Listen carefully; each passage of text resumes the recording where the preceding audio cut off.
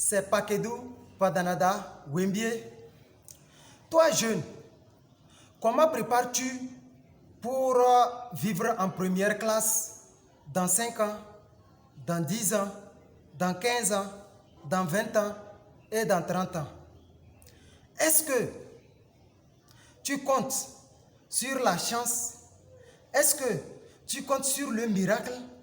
Est-ce que tu comptes sur le hasard pour réaliser tes rêves?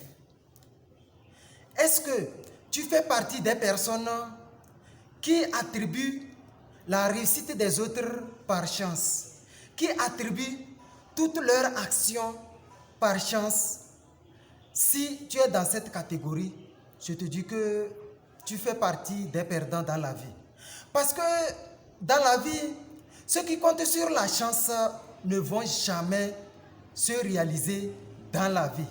Parce que ce sont des personnes qui passent tout leur temps à compter sur la chance, à faire toutes choses en se considérant que la chance va les sourire. Et j'ai un message pour toi. Si tu fais partie de la catégorie des personnes qui comptent sur la chance et le hasard pour réussir, je te dis que tu n'iras nulle part dans ta vie. Parce que la chance et le miracle ne fera jamais de toi un gagnant. Le miracle et le hasard ne fera jamais de toi une personne victorieuse. Alors, qu'est-ce qui fera de toi une personne victorieuse? C'est seulement, et je précise, c'est seulement ta discipline, c'est seulement ton travail acharné, c'est seulement tes sacrifices, c'est seulement ton attitude, c'est seulement ton comportement, c'est seulement les actions que tu entreprennes, même que ce soit les petites actions infirmes, ça a un effet immédiat et grandiose dans ta vie de demain. Parce que de nos jours, il y a plein de jeunes qui passent tout leur temps à faire des activités inutiles, à se préparer mal pour l'avenir. Et ces personnes oublient que l'avenir ne va pas nous pardonner. Parce que vu l'allure de la vie et le changement technologique, l'avenir nous sera un peu plus caduc. Alors, quelles sont nos dispositions que nous prenons pour s'adapter à la vie de demain? Est-ce que si tu es jeune, tu passes tout ton temps à suivre les autres ou bien tu passes ton temps à suivre ton destin? Toi, à ton jeune âge actuellement, ton jeune âge de moins de 20 ans, ton jeune âge de moins de 25 ans, ton jeune âge de moins de 30 ans, pose-toi une seule question. Dans 5 ans, dans 10 ans, dans 15 ans, comment veux-tu que les gens définissent ta personnalité? Et ici, je viens te définir un peu, ou bien te montrer un peu comment on définit la personnalité d'un individu. La personnalité d'un individu se définit sur 3 trilogies. 1. La qualité de tes relations professionnelles. Si je parle de la qualité de tes relations professionnelles, je parle des relations d'affaires que tu entretiens.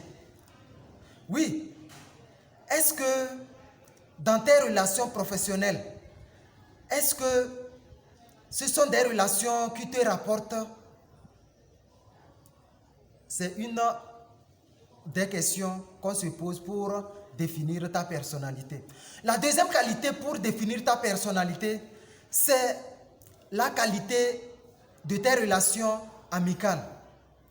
Avec qui tu es en amitié?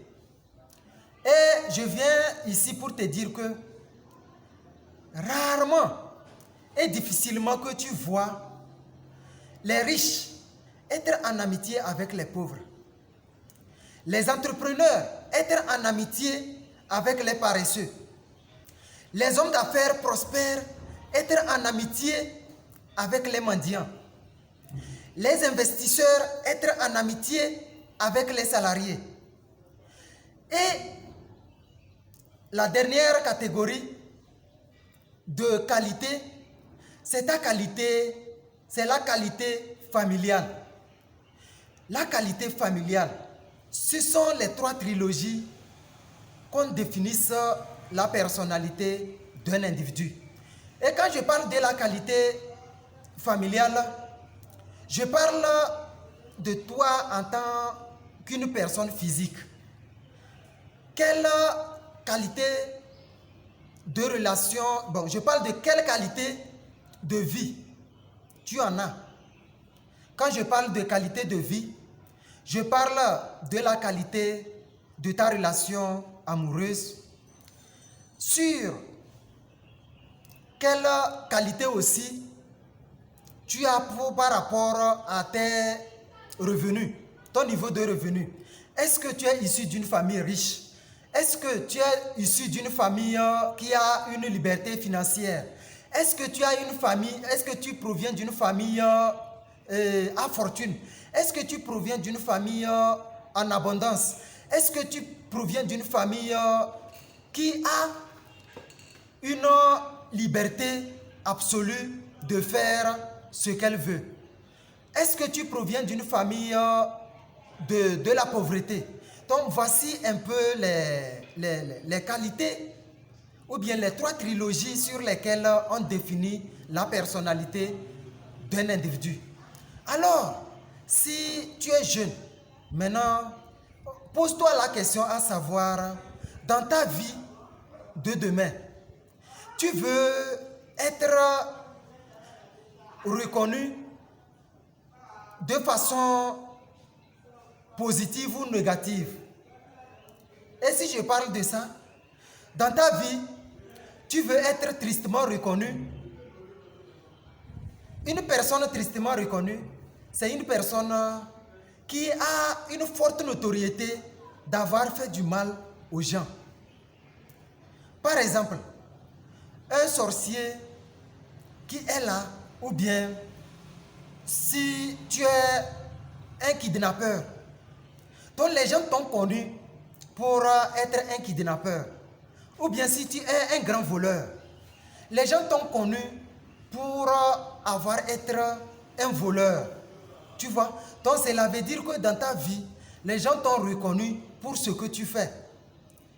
Pour ce que tu fais, si c'est de bon ou mauvais. Mais si c'est de mauvais, là, tu es tristement reconnu. Mais si tu veux être célèbre, là, dans la vie, on va te reconnaître d'avoir fait du bien. Maintenant, toi, jeune, comment veux-tu te faire reconnaître dans la vie? Dans 10 ans, quelle reconnaissance que tu veux, quel mérite que tu veux que la société t'attribue? Quel nom veux-tu que la société t'attribue pour que toi-même tu puisses être satisfait de ta vie?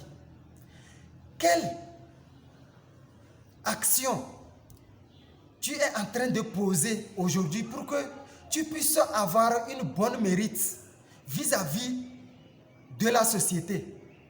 Pose-toi ces questions. Et je te dis de saisir immédiatement les opportunités qui se présentent à toi dès aujourd'hui. Pas d'hésitation.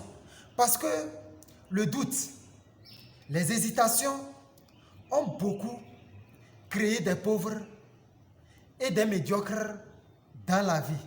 Alors, si on te dit de saisir les bonnes opportunités, on ne te dit pas de te lancer de façon aveuglette dans toute opportunité qui te présente.